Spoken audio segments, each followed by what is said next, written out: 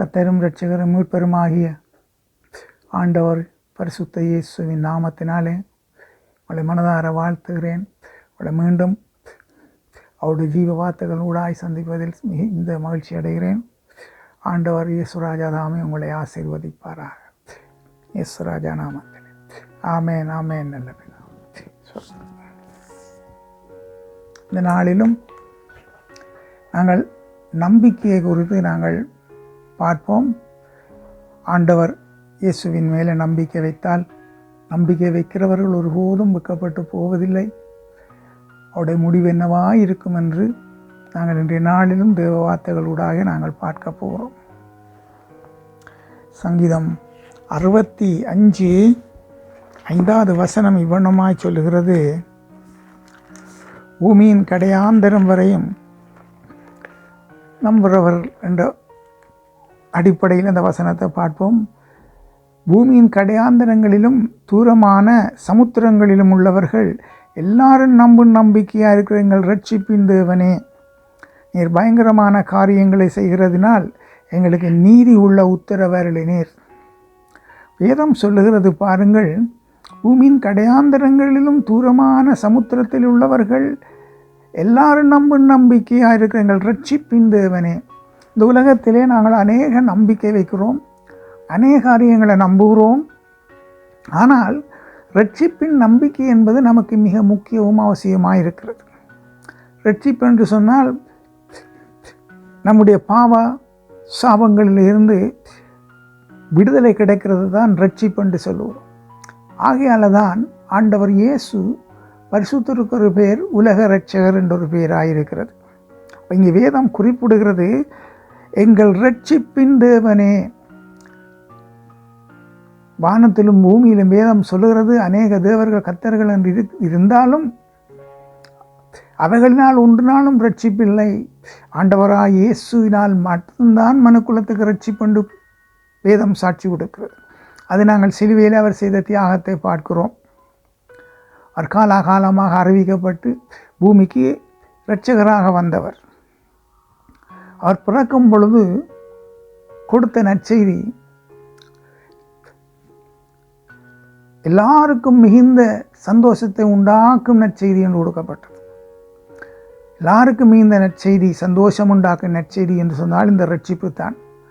பணத்தை குறித்தல்ல, பொன்னை குறித்தல்ல, வேறு எதையும் குறித்தல்ல, ரட்சிப்பை குறித்து மாத்திரம்தான் அங்கே சொல்லப்படுவது. ரட்சிப்பினால் மிகுந்த சந்தோஷம். அது என்ன மிகுந்த சந்தோஷம்? பாவ சாபங்களிலிருந்து விடுதலை பெற்று, பாதாளத்திலிருந்து விடுதலை பெற்று, ஆக்கின தீர்ப்பிலிருந்து விடுதலை பெற்று, தேவனுடைய பிள்ளையாய் மாறி நித்திய ராட்சியத்தை சுதந்திரித்துக் கொள்வதை தான் சொல்லுகிறது. மிகுந்த சந்தோஷத்தை உண்டாக்கும் நற்செய்தி. ஆகையாலே நாங்கள் இதை சிந்தித்து கவனிக்க வேண்டியவர்களாக இருக்கிறோம். சிந்தித்து கவனித்து கொண்டால்தான் ரட்சிப்பு என்றால் என்ன, இரட்சகர் என்றால் அது எவ்விதப்பட்ட ரட்சிப்பு, இரட்சகர் என்பதை நாங்கள் அறிந்து கொள்வதற்கு ஏதுவாக இருக்கும். ஆகையால் தான் வேதம் சொல்கிறது, பூமியின் கடையாந்தரங்களிலும் தூரமான சமுத்திரங்களிலும் உள்ளவர்கள் எல்லாரும் நம்பும் நம்பிக்கையாக இருக்கிற எங்கள் ரட்சிப்பின் தேவனே, நீர் பயங்கரமான காரியங்களை செய்கிறதினால் எங்களுக்கு நீதி உள்ள உத்தரவு அருளினீர். அல்லேலூயா, ஸ்தோத்திரம். ஆகையாலே இந்த நம்பிக்கை நம்மை வெட்கப்படுத்தாத நம்பிக்கையாக இருக்கிறது. காரணம், ஆண்டவராக இயேசுவே சர்வ சிருஷ்டிகளுக்கும் ரட்சிப்பாக இருக்கிறார். அவரே சர்வ சிருஷ்டிகராக இருக்கிறார். ஆகையாலே நமக்கு அவர் மிக முக்கியமாக இருக்குது. பாருங்கள், தொடர்ந்து நாங்கள் பார்க்கும் பொழுது ஸ்தோத்திரம், வேதம் சொல்லுகிறது, வழி தப்பினவன் மாயையை நம்பானாக. அதற்காகத்தான் ஆண்டவராக இயேசு கிறிஸ்து பூமியில் வந்து தானே வழியும் சத்தியமும் ஜீவனும் என்று சொன்னார். அவராலே அல்லாமல் ஒருவனும் பிதாவிடத்தில் வர முடியாது என்று சொன்னார். பிதாவிடத்தில் வர முடியாது என்று சொன்னால் பரலோகத்திற்கு வர முடியாது, மோட்சத்துக்கு வர முடியாது. அதைத்தான் அவர் சொல்லுகிறார், தன்னை அல்லாமல் பிதாவிடத்தில் ஒருவனும் வரார். அவரே ஜீவனாய் இருக்கிறார். ஜீவன் நமக்கு மிக முக்கியமாக இருக்கிறது. வழிதப்பினவன் மாயை நம்பானாக.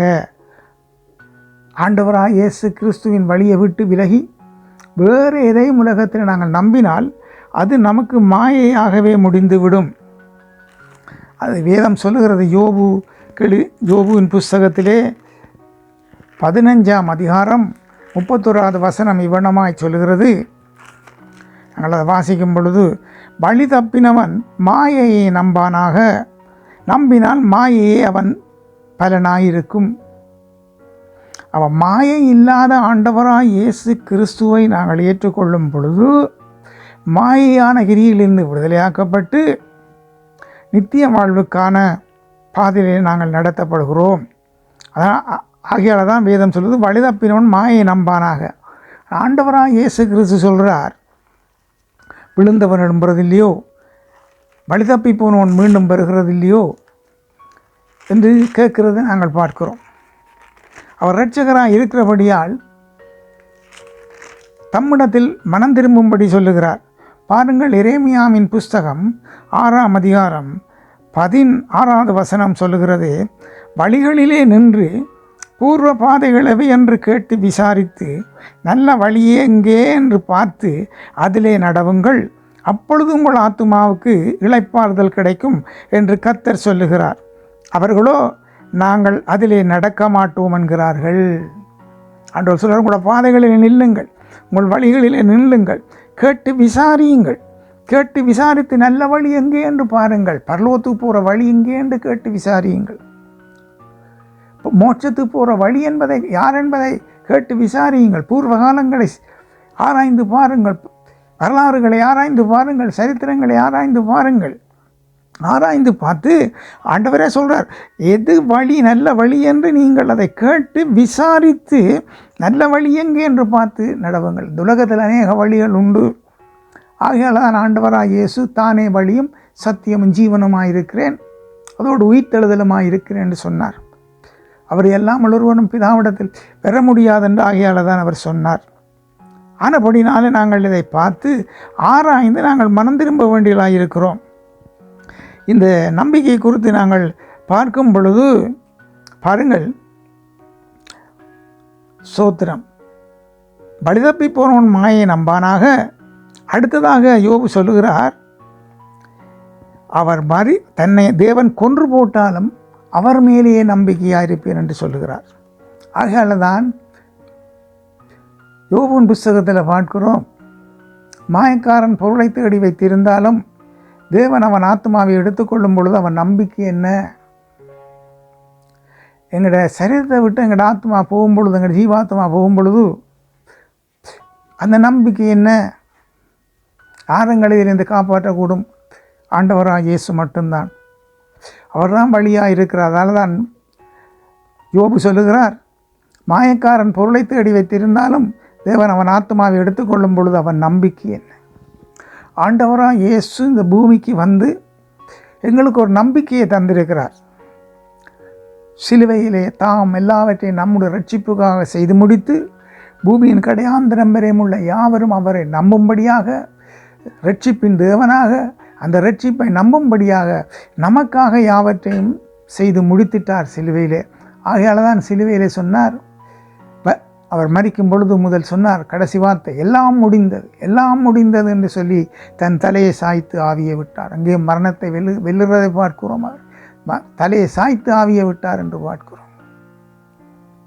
எல்லாம் முடிந்தது, சகலவற்றையும் முடித்தார். நீங்களும் நானும் அவரை நம்பும்படியாக யாவற்றையும் செய்து முடித்தார். ஆகையால் தான் யோபு இன்னொரு இடத்துல சொல்லுகிறார், யோபு 11ஆம் அதிகாரம் 15வது வசனத்தில் சொல்லுகிறார், அவர் என்னை கொன்று போட்டாலும் அவர் மேல் நம்பிக்கையாக இருப்பேன், ஆனாலும் என் வழிகளை அவருக்கு முன்பாக ரூபகாரம் பண்ணுவேன், அவரே என் ரட்சிப்பு, மாயக்காரனும் அவன் சந்நிதியில் செய்கிறான். அப்போ பாருங்கள், அவருக்கு அந்த நம்பிக்கை எப்படி என்று சொல்லி, என்னை கொன்று போட்டாலும் அவர் மேல் நம்பிக்கையாக இருப்பேன். காரணம் என்ன? நான் அவரோடு இருந்தால், அவர் என்னை கொன்று போட்டாலும் அவர் என் ஆத்துமாவை ரட்சிப்பார். அவர் நல்லவர், நீதி உள்ள தெய்வம், இரக்கமுள்ள தெய்வம், அவர் சர்வ வல்லமுள்ள மகத்தான உண்மை உள்ள பரிசுத்த தெய்வம். ஆகையால் அவர் என்னை கொன்று போட்டாலும் அவர் என்னை உயிர்ப்பிப்பார், அவரையே பற்றி கொள்வேன் என்கிறார். இந்த உலகத்திலே நடக்கிற எல்லா அனர்த்தங்களையும் சகல அழிவுகளையும் பார்த்து கொண்டிருக்கிறோம், கேள்விப்படுகிறோம். இந்த வேளையிலேயாவது எங்கள் வழிகளிலே நின்று எது பூர்வமான பாதை, எது மெய்யான பாதை, எது மெய்யான வழி, இது பரலோகத்துக்கு மோட்சத்துக்கு வழி என்பதை நாங்கள் ஆராய்ந்து பார்த்து மனம் திரும்பி அவரை உறுதியாய் பற்றி கொண்டு அவரை இரட்சகராக நாங்கள் ஏற்றுக்கொள்ள வேண்டியது எங்கள் மேல் விழுந்த கடமையாக இருக்கிறது. பாருங்கள், அவர் சொல்லுகிறார், யோபு அவரே ரட்சிப்பு, மாயக்காரனோ அவர் சந்நிதியில் சேரான். அப்போ ஆண்டவராக இயேசு கிறிஸ்து இல்லாமல் இந்த மாய உலகத்தை நம்பி, இந்த மாய உலகத்தில் உள்ள எல்லா மாய கிரிகளையும் நம்பி நாங்கள் வாழ்ந்தோம் என்றால் எங்களோட முடிவிலே எங்களுக்கு மரணத்தின் மேலே வெற்றி இல்லை, ஜெயம் இல்லை. ஆகையால்தான் பவுல் சொல்லுகிறார் பிலிப்பியர்கள் நிருபத்திலே, கிறிஸ்து ஜீவன் சாவு ஆதாயம். கிறிஸ்து ஜீவன் சாவு ஆதாயம். சாவு ஆதாயம் என்பதை கொஞ்சம் நீங்கள் சற்று சிந்தித்து பார்ப்பீர்களாக இருந்தால் அது எத்தனையோ காரியங்களை நாங்கள் கற்றுக்கொள்ளலாம், நீங்கள் கற்றுக்கொள்ளலாம். கிறிஸ்து ஜீவன் சாவு ஆதாயம். பிலிப்பியர்கள் நிருபம் 1ஆம் அதிகாரம் 21வது வசனம் சொல்கிறது, கிறிஸ்து எனக்கு ஜீவன், சாவு எனக்கு ஆதாயம். ஆதாயம் என்று சொன்னால் சிந்தித்து பாருங்கள், சாவு ஆதாயம் என்று சொல்வது ஒரு ஆச்சரியமாக இருக்கல்லவா, அதிசயமாக இருக்கல்லவா. அப்படி ஒரு காரியம் இருந்தால் அது அற்புதமாக இருக்குதல்லவா. அதுக்காகத்தான் ஆண்டவராக இயேசு சகலவற்றை நமக்காக சிலுவையில் செய்து முடித்து அப்படி நாங்களும் சொல்லத்தக்கதாக கிறிஸ்து ஜீவன் சாவு ஆதாயம். என்ன ஆதாயம்? ஹல்லேலூயா. அது நரகாக்கினைகளை போய் போகாதபடிக்கு எங்களுக்கு ஒரு ஆதாயம் அதில் உண்டாகிறது. ஆறு ஊடாக, கிறிஸ்து இயேசு ஊடாக. தான் முதல் அவர் சொல்கிறார் துவங்கும் பொழுது, கிறிஸ்து எனக்கு ஜீவன், சாவு ஆதாயம். ஹல்லேலூயா. ஆகையால் நாங்கள் மனம் திரும்ப வேண்டியது மிக அவசியமாக இருக்கிறது. ஸ்தோத்திரம். அதுதான் ஸ்தோத்திரம். ஆகையால் இவைகளை நாங்கள் சிந்தித்து பார்த்து மனம் திரும்ப வேண்டியது மிக மிக முக்கியமாக இருக்கிறது. இது நீங்கள் ஸ்தோத்திரம் என்று நீங்கள் பார்ப்பீர்களாக இருந்தால் சங்கீதம் 62:8 சொல்லுகிறது இவ்வண்ணமாய். சங்கீதம் 62:8, எக்காலத்திலும் அவரை நம்புங்கள், எக்காலத்திலும் அவரை நம்புங்கள், எந்த காலத்திலும் எந்த சூழ்நிலையிலும் அவரை நம்புங்கள் என்று சொல்லப்படுகிறது. இந்த உலகத்தில் இவ்வளவெல்லாம் நடக்கிற வேளையிலும் எல்லா இப்படியான நெருக்கங்களாக இருக்கிற எல்லா பாடுகள் மத்தியிலும் அவரை நாங்கள் நோக்கி பார்க்க வேண்டியது, நம்ப வேண்டியதும் மிகவும் அவசியமாக இருக்கிறது. பாருங்கள் ஜனங்களே, சங்கீதம் 62:8 சொல்லுகிறது, ஜனங்களே எக்காலத்திலும் அவரை நம்புங்கள், அவர் சமூகத்தில் உங்கள் இருதயத்தை ஊற்றி விடுங்கள், தேவன் நமக்கு அடைக்கலமாயிருக்கிறார். ஸ்தோத்திரம். அடுத்த, கொடுமையை நம்பாதிருங்கள், கொள்ளையினால் பெருமை பாராட்டாதிருங்கள், ஐஸ்வர்யம் விருத்தியானால் இருதயத்தை அதன் மேல் வைக்காதேயுங்கள். தேவன் ஒரு தரம் விளம்பினார், 2 தரம் கேட்டிருக்கிறேன். வல்லமை தேவனுடையது என்பதே. அவர் சர்வ வல்லமுள்ள தேவனாய் இருக்கிறார். சர்வ வல்லமையின் மகத்துவம் உள்ள வல்லமை அவருடையது தான். ஆகையால் நாங்கள் கேட்ட வசனத்துக்கு நம்மை ஒப்பு கொடுத்து மனம் திரும்பி அவரை நம்புவோம். அவரை நம்பும் பொழுது எங்களோட நம்பிக்கை, வேதம் சொல்லுகிறது, ஒரு பொழுதும் வீண் போகாது. அவரை நம்புகிறவர்கள் மரணத்தின் மேல் நம்பிக்கை உள்ளவர்களாயிருக்கிறார்கள். பாருங்கள், கிறிஸ்து ஜீவன், சாவு ஆதாயம் என்று ஒரு இடத்துல சொல்லப்படுவது பரிசுத்த வேதாமத்தில். நீதிமொழிகள் 14ஆம் அதிகாரத்தில் பார்க்கிறோம் 32வது வசனத்தில், மரணத்தின் மேல் நீதிமான் மரணத்தின் மேல் நம்பிக்கையாக இருக்கிறோம். இது அந்த ஆதாயம். கிறிஸ்து ஜீவன், சாவு ஆதாயம், மரணத்தின் மேல் நம்பிக்கை. ஆகையால் நாங்கள் இந்த கேட்ட வசனங்களுக்கு மீண்டும் நாங்கள் நம்மை ஒப்பு கொடுத்து மனம் திரும்புவோம். இயேசு ராஜா நாமத்தில் உங்களை நான் வாழ்த்துகிறேன்.